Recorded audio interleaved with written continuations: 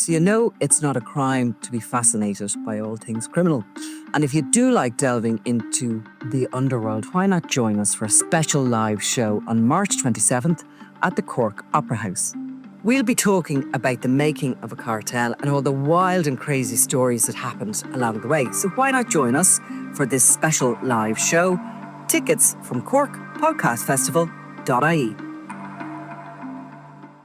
So, Niall, we decided to go back to the Love Ulster riots, basically for one reason, because you were looking at the Wikipedia page and then you pointed out, that's you, isn't it? And so, since everything is all about me, Niall, and I'm always the centre of everything, yes, I am on the Wikipedia page, and I looked it up, and there you can see my head was quite a lot browner at the time. Yeah.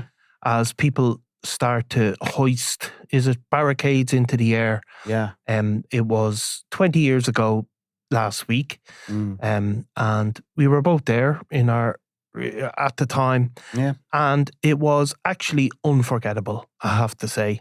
It was absolute and utter chaos. Tell us, you were sent down. It was for the Sunday World at the time, was it? Yeah, it was. I think we were both there for different people. Yeah, I was there. I was working for the Sunday Mirror at the time. Yeah. Significantly more, less grey, but it was a different look. It was a different look. But you stood out in the Wikipedia picture. I did. Front and centre. I did. But, it wasn't predicted what was going to happen. I mean, I remember being sent down there and thinking it was going to be possibly some sort of relatively boring, obscure kind of Nordy row. Now, there had been publicity on it during the week, but nobody expected it to kick off like it did. No, and in fact, you're right. There could have been some controversy on the airwaves beforehand, but I was oblivious to that. I came into the Sunday World newsroom about midday to start my shift, and there was no sort of urgency or plan of action or, we got to get down there and we got to cover this.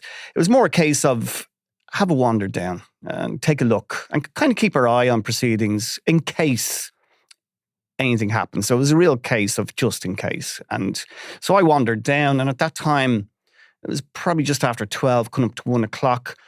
You could hear a little bit of activity at the top of O'Connell Street, at the junction of Parnell Street there. And people would know, most people in Dublin would know anyway, but most people would know anyway. It's beside, it sort of congregated around, just a bit down from the Garden of Remembrance, but really it was around the Ambassador, kind of the old Ambassador, cinema at the stage. I don't even know if it was the cinema, but it's now a venue. That's exactly where it was. So it was at that kind of junction where there was, people started really congregating. And the guards, I remember them, there was looked about 3 or 4 of them there, wasn't there?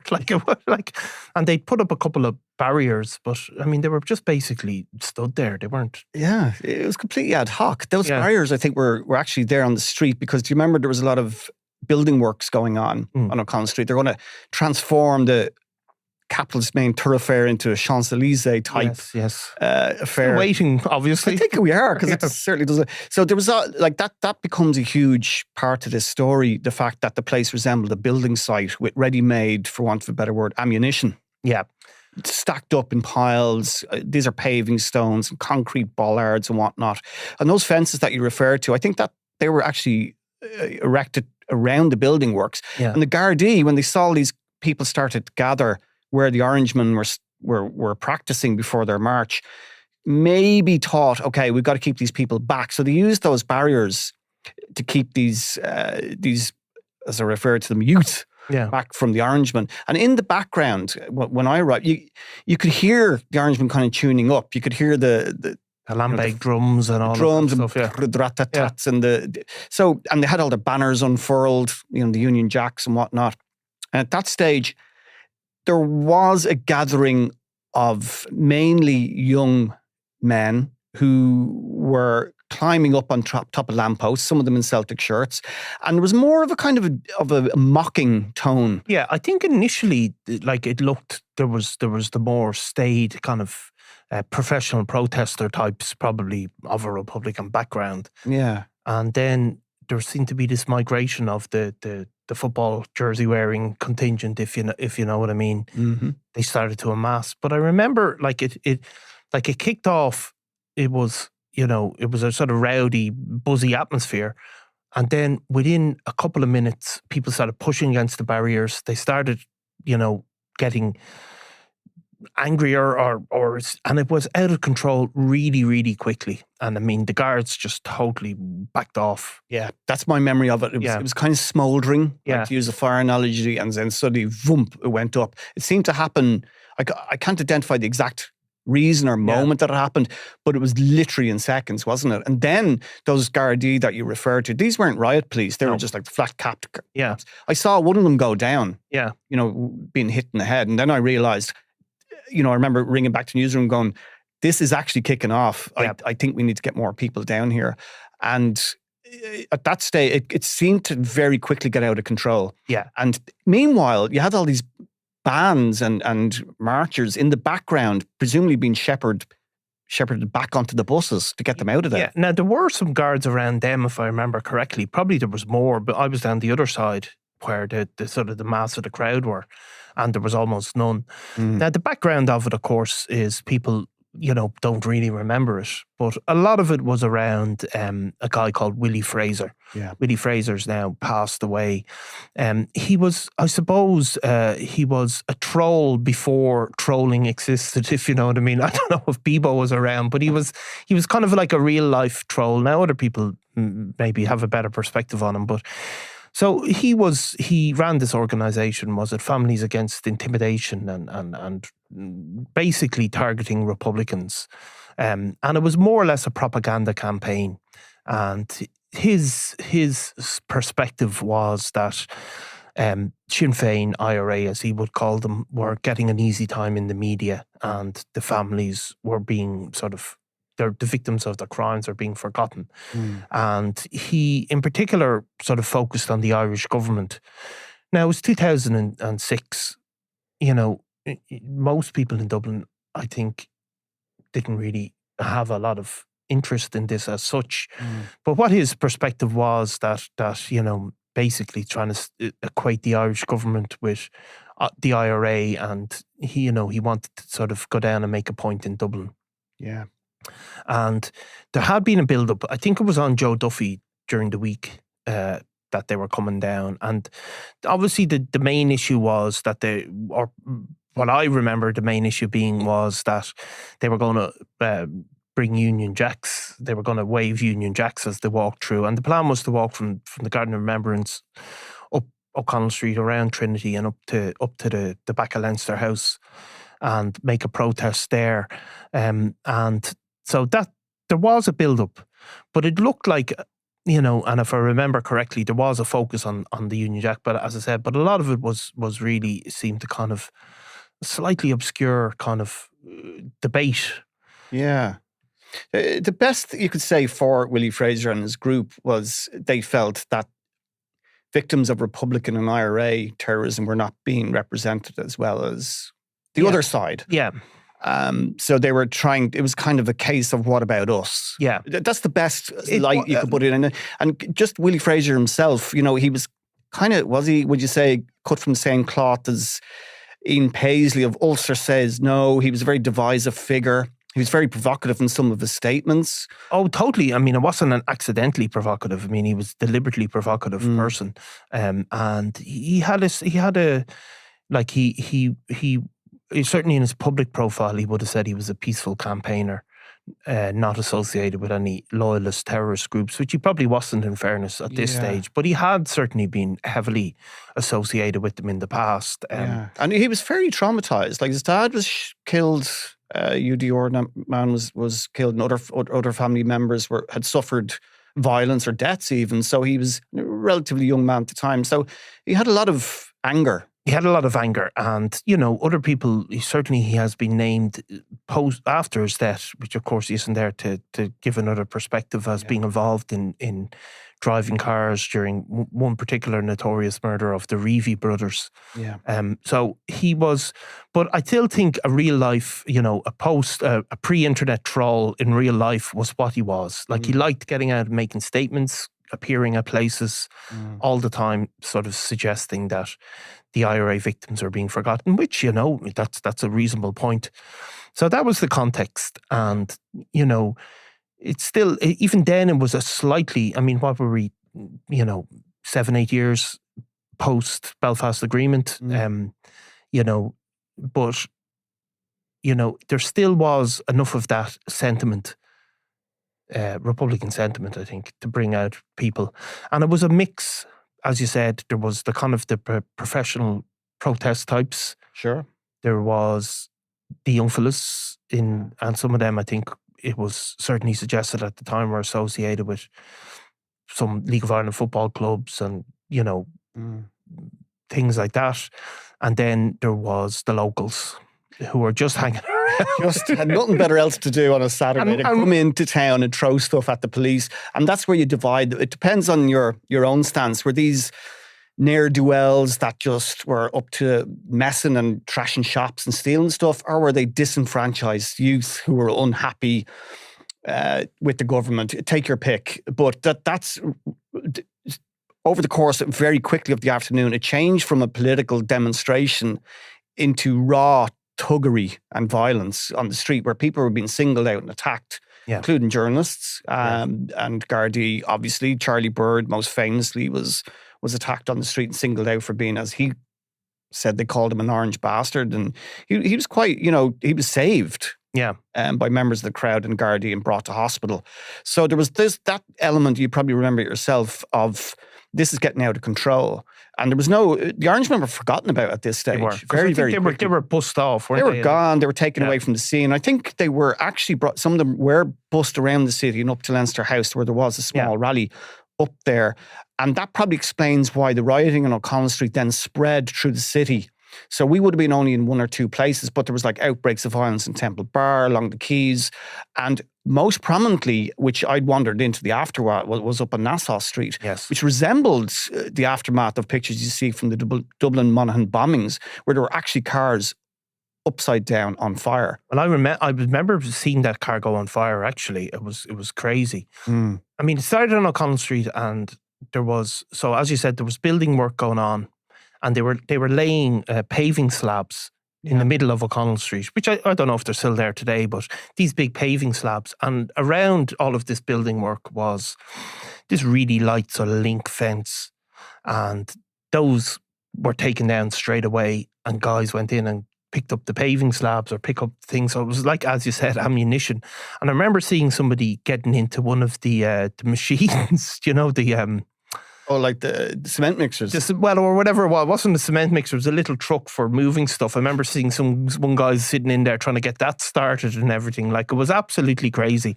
Yeah. So they were then, I mean, it probably went on for a couple of hours. It did it on the O'Connell Street area, because I walked up, and so the funny thing was that they were attacking guards and Charlie Bird, but there was also then people just doing their shopping.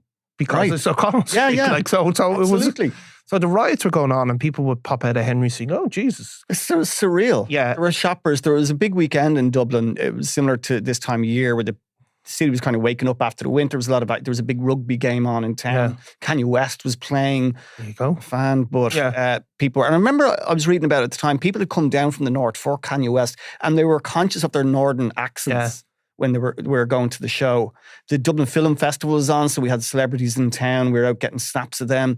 So it was like you said, like O'Connell Street on any given Saturday, but on this particular Saturday, it was thronged with shoppers, tourists, people going about their business. I remember up on Nassau Street separately, this couple had come out of a museum up there, a French couple who I tried to talk to, had been inside the museum while all this was kicking off outside. So they went in when it was all nice and sunny outside, and then they came out and there was like black pools of smoke pouring into the sky. I mean, it really got crazy, because then it sort of moved. So it moved up towards past the GPO. Yeah. And then there was some of the shops started closing. Foot Locker, Shoe. Yeah. And I was up there. So at this stage, whatever political animation had caused the crowd to amass. By the time I got up to Foot Locker, the crowd were mostly animated about getting free runners. That's right. What's their story afterwards? Maybe I'm remembering this wrong, but they found 100 pairs of just the right Yes, because runners up in Phoenix Park. Yes, Dumped. because they were the ones on the shelves or whatever. That's right. Because they kicked in the doors and went in. Now, I mean, it's not unheard of. I mean, if you look back, and of course, this, 18, 19 years after this riot kicked off, a similar riot again will kick off, obviously in Parnell Street again, same area, to do with the the most infamous recent Dublin riot to do with a young girl suffering horrific injuries. But again, the shoe shops came under fire at that point as well, 20 years they really on. get it. Yeah. They aim for the shoe shops. So then there was a lot of action around the GPO then. And I think the guards sort of, at that point, more of them were on the scene, and they kind of corralled a lot of the crowd towards the GPO. Because I remember then they were setting fire to the bins and stuff. Yeah. And there was a kind of, there was a harder core left there at that point, I think, was there? You're dead. That's where I was. Yeah. The Guardian, the riot police, I suppose you call them, had arrived at that stage. They had pushed the rioters, I'm going to call them, not protesters, back along O'Connell Street towards O'Connell Bridge. And then there was a standoff just outside the GPO where you had a line of Gardaí getting absolutely hammered out of it with missiles thrown at them, bricks, the paving stones you mentioned, iron bars, fireworks. Yeah. And at one point, and we actually put this picture on the front page of the Sunday World, it's very dramatic, petrol bombs. Yeah. And one Garda went up in flames. Yeah. They hit him on the shield. The petrol obviously went up, and he's seen in the picture on the front page of Sunday World, very, very graphic. Yeah. And it was called Flames of Hate, we called it. And it looked, I thought that image really caught the violence of that day, because they were coming under sustained barrages and attacks, and the hatred was directed directly at them. And I have to say, the Gardaí maintained some force of discipline to maintain their lines throughout that. And I think it was prolonged as well. It wasn't just a flash in the pan. That's where the kind of both sides dug in. Yeah, and it wasn't, obviously, initially there'd been a lot of people involved, and, you know, people might have pushed against barriers and all. But as it went on, it was a hardcore element. Now, where they would ultimately come from was a thing that was much debated at the time, and I don't know if people ever came to conclusion. There were some people saying they were kind of, you know, like Republican, you know, people associated with dissident groups. There was other people blaming, you know, soccer hooligan crews. Absolutely. There was a reference in our Sunday World coverage that I was reading back on that men were seen with earpieces. Yeah. That were, you know, could have been directing operations. We don't really know, but there was a reference to that. It seemed fairly more organised at that point. They certainly knew what they were doing. And then I remember they started, that they were held there for a while, and then I think they sort of dispersed and ran up the quays, basically, they into smaller groups, and ended up at Nassau Street, which again, there was a big standoff then. And like, I can't remember when it ended, but I looked at Wikipedia page where I star prominently,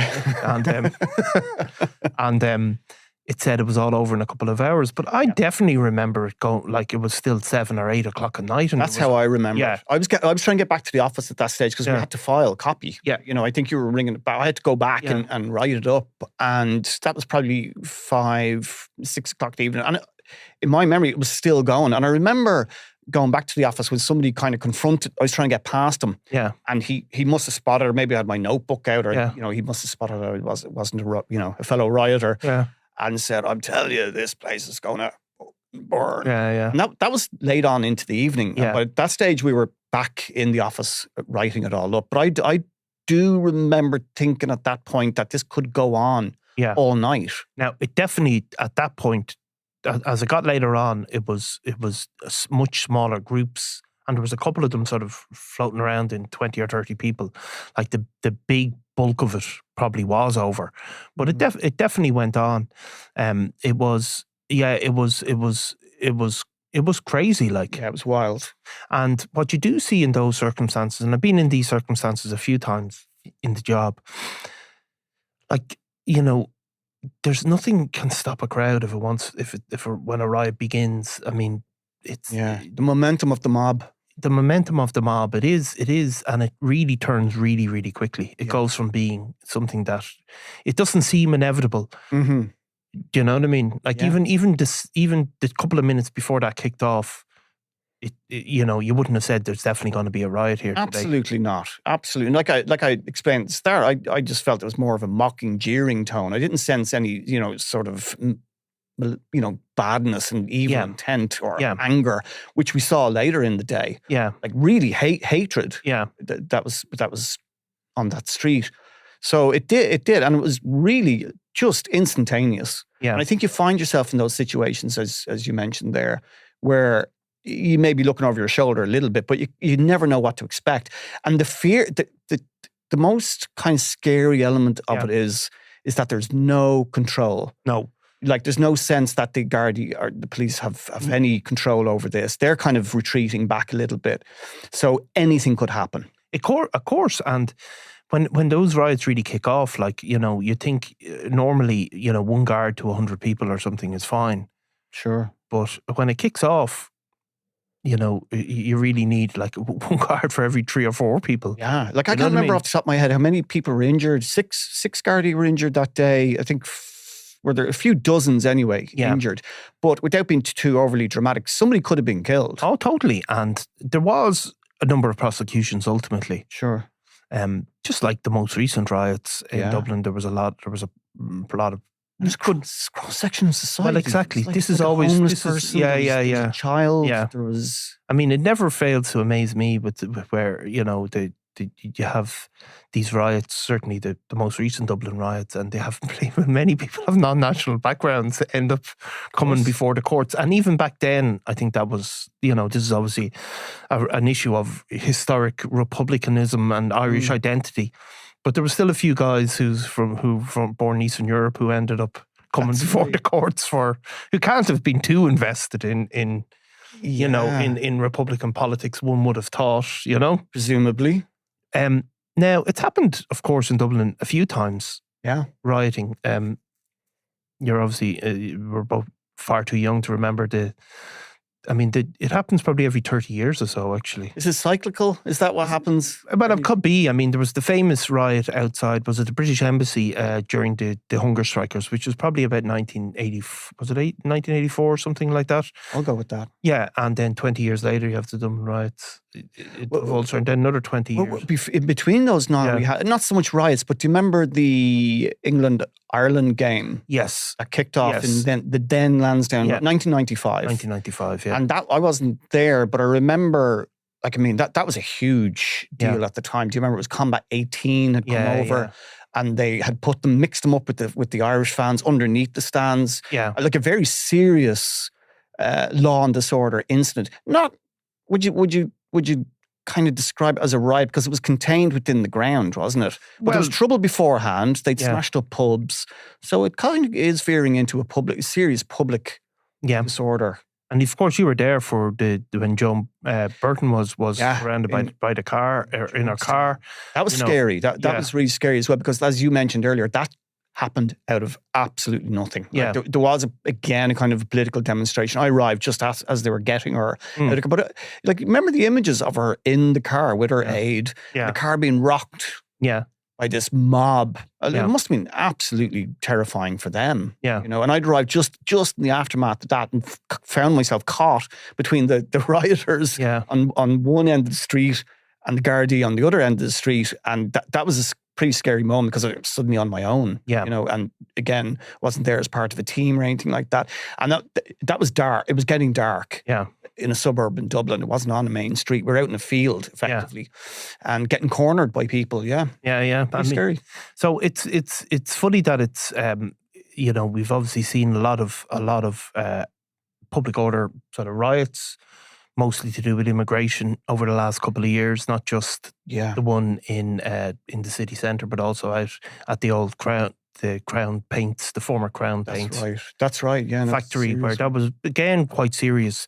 But the policing of them, I think, has changed significantly. Mm-hmm. You see, we are getting more sophisticated in how we deal with them. The one key element is social media. Yeah, simple as that. can't remember exactly how much an impact social media was making 20 years ago at Love Ulster. I'm sure it was around, right? I mean, there was... Well, I don't remember exactly myself, but I mean, it was probably the Bebo sort of MySpace days, if that existed, like. Perhaps, but it wasn't like being circulated. No. Like what happened before in Parliament Street on November 2023, where this was like a bushfire getting inflamed by people on X or Twitter or on social media, telling people to gather at the Spire at a particular time. So it was, they were able to be orchestrated quite effectively on social media. But meanwhile, just getting back to your point, the Gardaí are monitoring all this. Yeah.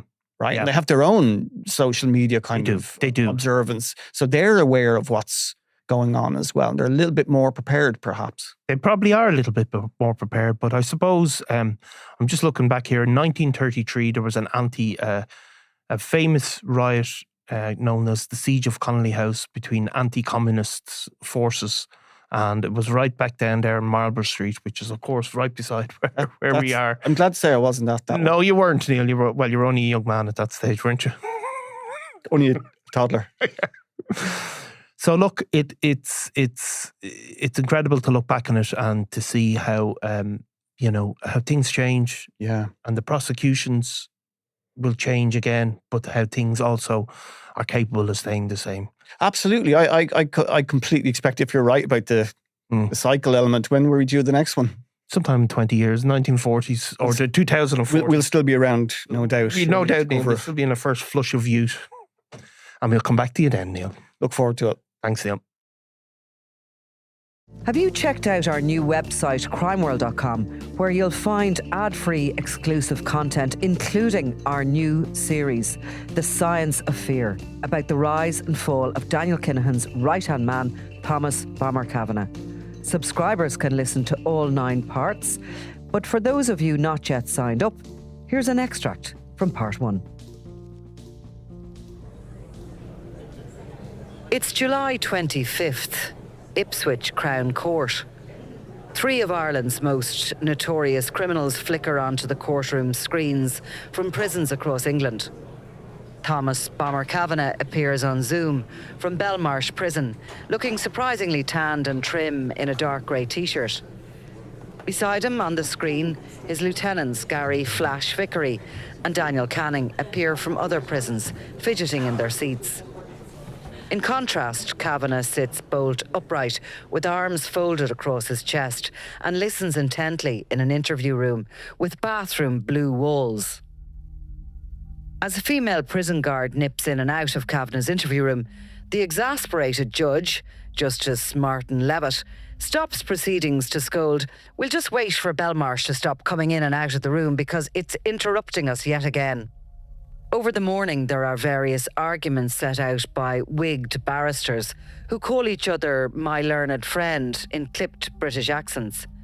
But the outcome is clear. Kavanagh has 3 months to pay back more than €1.26 million in criminal assets, or face another 12 years in prison. One by one, the court strips him of his assets: luxury watches, designer clothes, equity in a Majorcan property, rental income, cash seized by police, and even the cost of a family holiday to Cancun. And the biggest blow, his half share of a fortified Tamworth mansion, the marble-floored stronghold where he reigned like an Italian mob boss in the English Midlands. The court was told his wife, Joanne Byrne, the sister of David Byrne, who was murdered in the Regency, had not responded to a court notice. Kavanagh, sitting at a wooden desk in Belmarsh, betrays no sign of emotion at the prospect of losing the family home. But behind that blank stare is a man who once weaponised fear with precision. Police wiretaps revealed a mobster, almost scientific, in his obsession with torture, casually calculating exactly how much pain he could inflict, terrifying men into loyalty without paralysing them completely. Britain's National Crime Agency finally brought him down, jailing him for 26 years. Now, here in Ipswich Crown Court, they're dismantling what's left of his empire. And then, one final twist. It appears that Bomber couldn't do his time. In a scheme that wouldn't have been out of place in a Guy Ritchie movie, Kavanagh tried to shave some time off his 21-year sentence for drug smuggling by orchestrating a plot from behind bars. Hoping to dupe authorities into handing him a lighter sentence, he tried to lead the National Crime Agency officers to a weapons stash. Instead, he was rumbled and slapped with another 6 years. We spoke to some of the NCA officers who were involved in taking Bomber down, including one who was tasked with following the money. It was a job that took him across international borders. This particular case, I would say, was complex because we had overseas assets in Ireland and in Spain, Lanzarote, and there was also the inquiries when pulling together the investigation as well. Because there was Dutch hauliers involved. There was drugs were coming in, say, from the Netherlands. They were coming in from Spain. So there was quite a lot of international partners we were involved with when we were pulling this together. So the actual value of the drugs, which was agreed on between the prosecution and defence, eventually was 10,470,833, and that was it was 3,750,833 of cannabis and 6,720,000 pounds worth of cocaine. The benefit figure for Thomas, with all the other assets involved, we agreed on just over 12 million of benefit from his criminality. And we started off somewhere around 15, 16 million. So we've come down about 4 million.